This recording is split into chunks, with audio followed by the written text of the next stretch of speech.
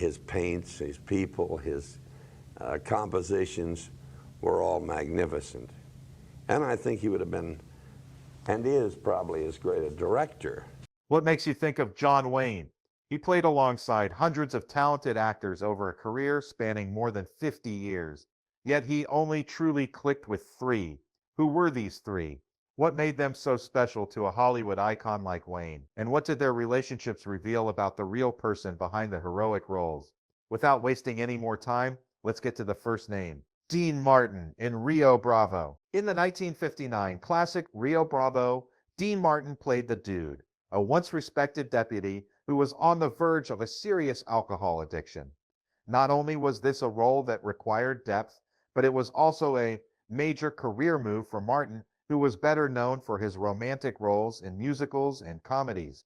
Meanwhile, John Wayne played Sheriff John T. Chance, a man of grit, toughness, and a willingness to fight for justice. The stark contrast between the two characters made for a perfect on-screen pairing, one drowning in sorrow and guilt, the other a symbol of loyalty and strength. Interestingly, Wayne was initially unsure whether Dean Martin could handle the weighty role. He expressed concern to director Howard Hawks that Martin, a popular singer and member of the Rat Pack, might be overacting and not be able to show the necessary emotional depth. However, Hawks cleverly resolved this by asking Wayne to imagine a similar situation in real life.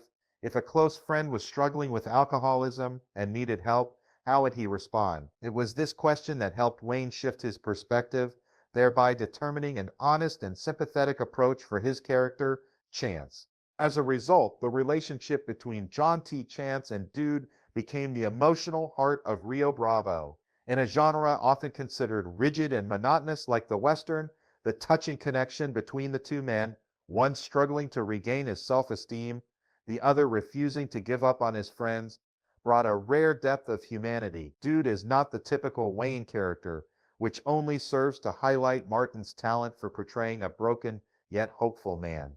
Many critics have praised Rio Bravo, not only for its gunplay and Hawks' signature directing style, but also for the genuine friendship between its two leads. Martin's vulnerability is the perfect counterpoint to Wayne's somewhat cold strength.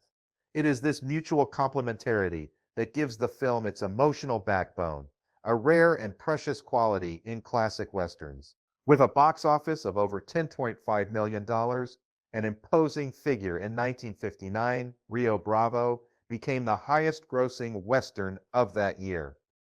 This success was due not only to Wayne's solid script or his name, but also to his unexpected but effective collaboration with Dean Martin. For many audiences and critics, this is one of the most compatible couples in Western cinema, a testament to how personality differences sometimes create deep harmony on the silver screen. After forming a strong emotional bond with Dean Martin in Rio Bravo, John Wayne found another equally strong co-star in another Western. So who was the second actor on Wayne's list of true favorites? The man with whom he formed a special bond in El Dorado, 1966, a film that, while similar to Rio Bravo, was marked by Mitchum's quiet, profound demeanor. Robert Mitchum in El Dorado. El Dorado, 1966, marked the only but extremely memorable collaboration between two screen legends, John Wayne and Robert Mitchum. Under the experienced direction of director Howard Hawks, who had worked with Wayne in many Western films, El Dorado was not only an attractive work in terms of action, but also highly appreciated for its psychological depth and surprising chemistry between the two main characters. In the film, Mitchum plays Sheriff J.P. Hara, a man who was once a symbol of justice but is now deeply addicted to alcohol after an emotional shock. This character reflects the image of Dude in Rio Bravo. But instead of being a guilty deputy, Hera is the leader of the town, a fallen symbol, carrying with it the hope of the people who are threatened by the powerful gang. Wayne plays Cole Thornton, a veteran gunman who refuses to work for the bad guys and returns to help his old friend through a crisis. What makes El Dorado special is not just the story, but the natural and expressive interactions between Wayne and Mitchum, although this is the first and only time they appear together in a film. The two show a close relationship without being forced, as if they have been acting together for years. The dialogue between the two characters is always full of sarcasm, understanding, and depth, especially when Cole has to find a way to pull Hera away from the alcohol to be ready to face the danger ahead. The friendship on screen, as well as in real life between the two stars, adds to the real emotions of the story. Renowned critic Roger Ebert gave El Dorado 3.5 stars out of 4, a very high rating for a Western at a time when the genre was in decline. Ebert noted that the film was tightly directed, well paced, just the right amount of humor, and delivered with seemingly effortless ease by three veterans, John Wayne, Robert Mitchum, and director Howard Hawks. He emphasized that what made the film successful was not the drama or the gunplay, but the way the characters interacted with each other, as if they were living in the scene. Some critics even described the partnership as a fun buddy cop relationship, a Western version of the modern buddy cop formula. Hera, despite his downfall, remained upbeat and humorous, while Thornton was always sober, assertive, and not without his witty moments. It's that contrast and contrast that makes for one of the most interesting and memorable pairings in the classic Western genre. While El Dorado shares similarities with Rio Bravo to the point where many consider it a remake with a different setting and characters, it's Robert Mitchum's presence that brings a new, different, and profound energy.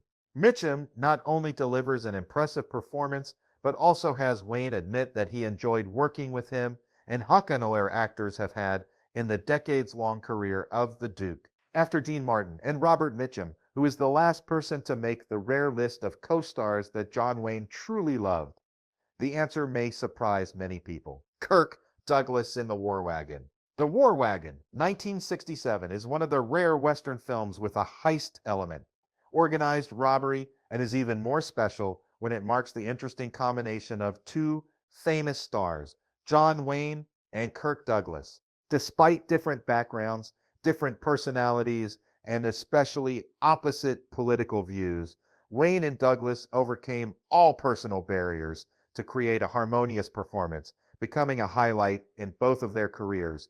In the film, Wayne plays Todd Jackson, a former prisoner whose land was stolen, plotting to rob an armored caravan carrying gold belonging to the person who harmed him.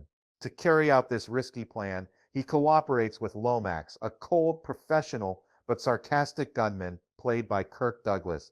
The two characters have a not-so-good history with each other, and it is this tense relationship, both competitive and respectful, that creates one of the most interesting emotional lines of the film.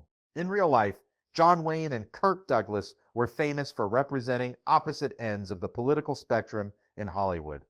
Wayne was a conservative Republican, while Douglas was one of the most progressive figures on the Democratic side.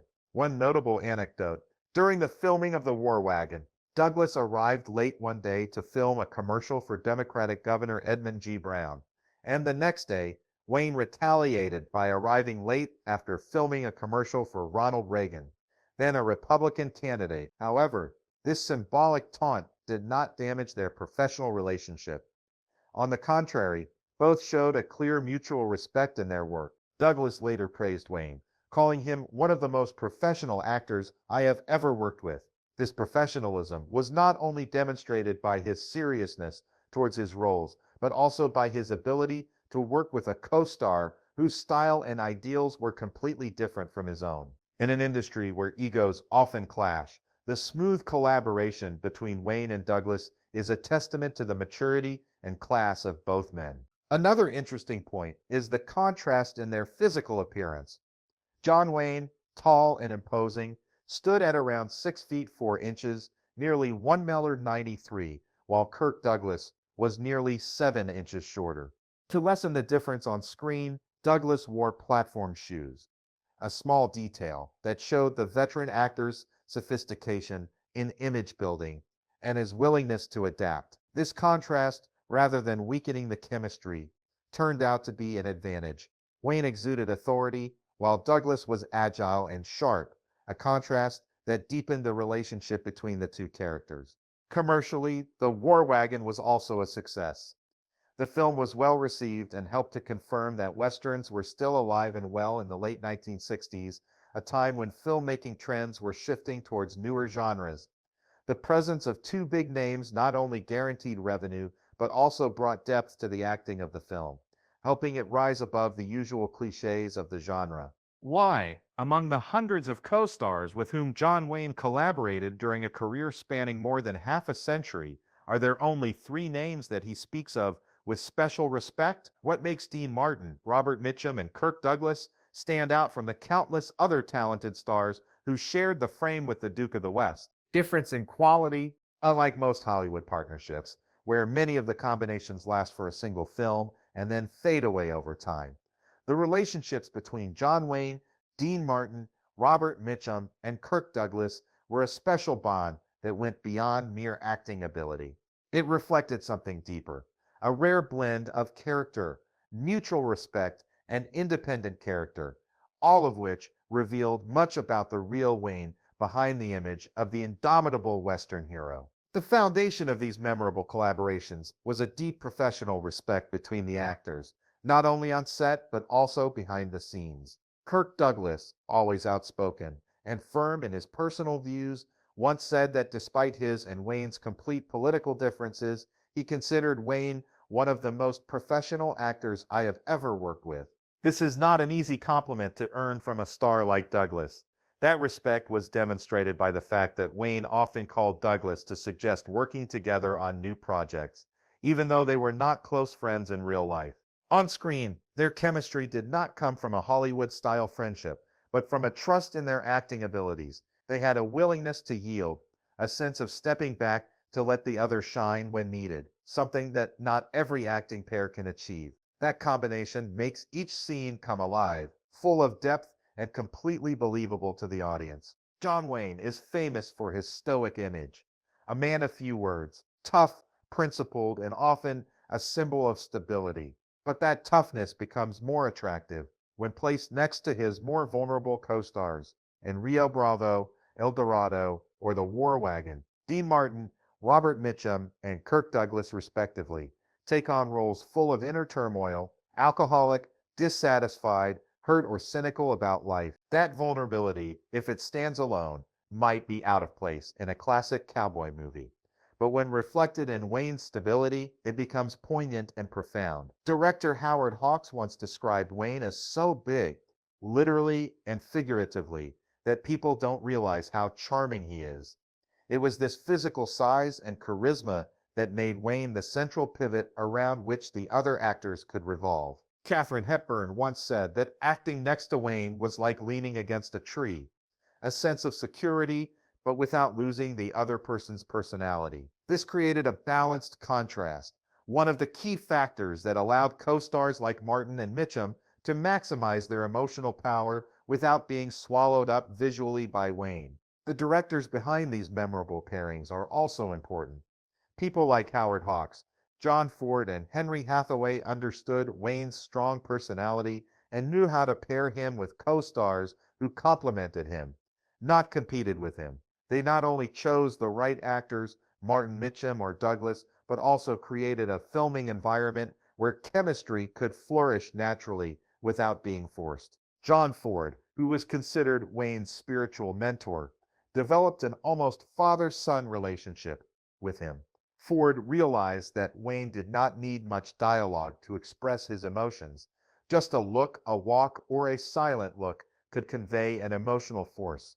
With that trust, Ford built Wayne into the main pivot of his films and chose co-stars who did not overwhelm Wayne, but helped to highlight his depth even more. Hawks, on the other hand, were pragmatic and sophisticated. He created the perfect counterbalance between Wayne and Martin or Mitchum, emphasizing the emotional element in the script, letting his co-star reveal the inner elements that Wayne intentionally did not show, thereby creating a compelling contrast on screen. While the list of John Wayne's best co-stars is impressive enough, there are a few other names who have contributed to some memorable moments with him on the big screen. They may not appear as often or be mentioned as much as Dean Martin, Robert Mitchum, or Kirk Douglas, but each of them left a distinct mark on the Duke's artistic journey. So, Who are the co-stars who brought a new side to John Wayne that we shouldn't miss? Other notable co-stars throughout John Wayne's illustrious, decades-long career, alongside notable and widely loved collaborations with Dean Martin, Robert Mitchum, and Kirk Douglas, several other important collaborators, were long-term partners with him, but never achieved a special place in the Duke's heart. These actors, despite appearing on screen with Wayne on numerous occasions, remained outside the inner circle that he reserved for his most distinguished co-stars. Maureen O'Hara, a stunningly beautiful and fiercely charismatic actress, co-starred with John Wayne in a total of 5 films, including classics such as The Quiet Man, 1952, one of their most beloved films. On screen, the pair epitomized romantic love and chemistry, and audiences have admired them for generations. However, despite a decades-long friendship in real life, Maureen O'Hara was never listed as Wayne's closest co-stars. O'Hara once likened their relationship to a comfortable pair of old shoes, a deep professional compatibility, but not necessarily a strong emotional bond. Although he called Wayne the most wonderful human being I have ever known, their relationship never developed into the special companionship that he had with his other male co-stars. In addition, veteran actors Ward Bond and Paul Fix were Wayne's most frequent collaborators, working with him on many projects, but still failing to show the same deep chemistry as his more famous co-stars. Ward Bond, who appeared with Wayne 23 times throughout his career, always played the role of loyal friend or devoted ally in films from Salute 1929 to The Wings of Eagles 1957. Their relationship off-screen was as famous as their careers, with Bond even being best man at Wayne's wedding. However, on screen, Bond's supporting roles did not create the same dynamic and charismatic combination as Wayne's close co-stars. Paul Fix was also a familiar name, having co-starred with Wayne more than 25 times. Often portrayed as a mentor or authority figure, Fix provided a solid foundation for Wayne's films, but their collaboration was more about stability and support than explosive on-screen chemistry. Both Bond and Fix were indispensable, but they never took center stage in John Wayne's heart and deep admiration. Another special case was Walter Brennan, a 3-time Oscar winner with a distinctive style, who appeared alongside Wayne in 7 notable films, including Red River, 1948, Rio Bravo, 1959, Hatari, 1962, The Comancheros, 1961, How the West Was Won, 1962, Cast a Giant Shadow, 1960. Brennan's presence added much of the color to the westerns, often playing a nuanced sidekick who was both funny and profound, perfectly complementing Wayne's rugged hero. However, because these roles were colorful sidekicks rather than equals, their artistic relationship was not comparable to Wayne's more intense collaborations with other major stars. Brennan is always positioned as a sidekick, bringing emotional balance and his flair to the story Wayne leads, but not a counterweight or companion with equal emotional depth. What do you think of these names?